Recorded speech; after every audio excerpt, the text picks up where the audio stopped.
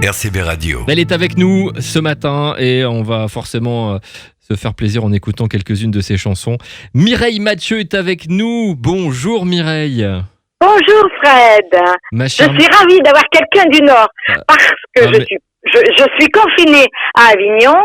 J'habite Paris avec ma sœur Mathilde qui est mon manager, mais je suis de cœur du Nord parce que ma petite maman était du Nord, elle était de Rosendal. Voilà. Ouais, tout Quand à fait. elle parlait de son Nord, elle disait mon Nord.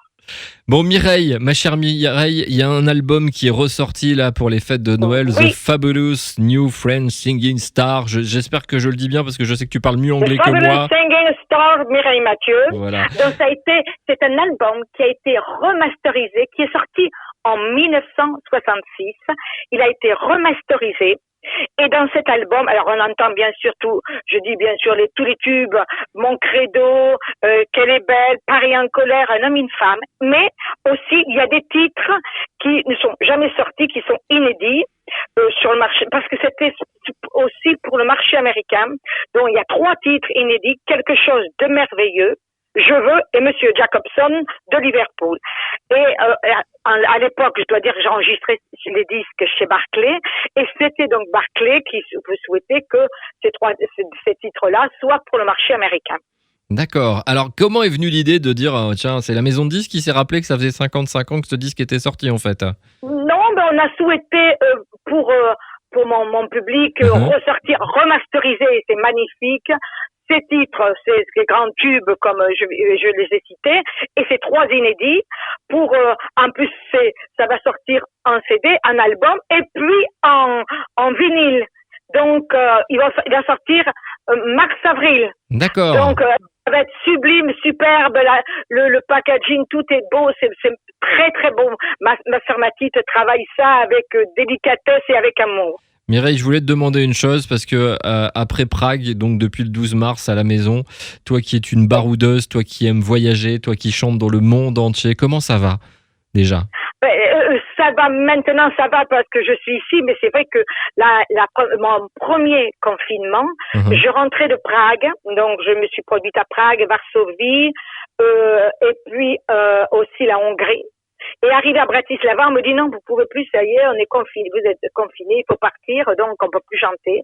Et quand je suis arrivée chez moi à Paris, le soir, obligée de vite défaire les bagages, tout nettoyer, et le lendemain, on est confiné, et là, c'est l'angoisse totale. Enfin, moi, je suis une personne assez angoissée, et rester 2 mois comme ça a été terrible pour moi, parce qu'on savait pas ce que c'est, on s'imagine plein de choses, et puis tout ce qui s'est passé dans notre pays et dans le monde, et en même temps aussi je pense à ma famille, et ça a été vraiment quelque chose d'extrêmement difficile, et bien sûr pour chanter, alors là maintenant, comme tout le monde, on ne sait pas quand c'est, j'ai une tournée qui est prévue des galas en 2021, enfin cette année, mais on ne sait pas comment ça va se passer, c'est ça. Non, c'est clair qu'on apprend au fur et à mesure, là, plus ce qu'on entend, on dit fin d'année, c'est vrai qu'il y a le vaccin qui est arrivé. Tu es vacciné ou tu sais pas encore fait? Non, je ne suis pas vaccinée. D'accord. Je préfère attendre. Je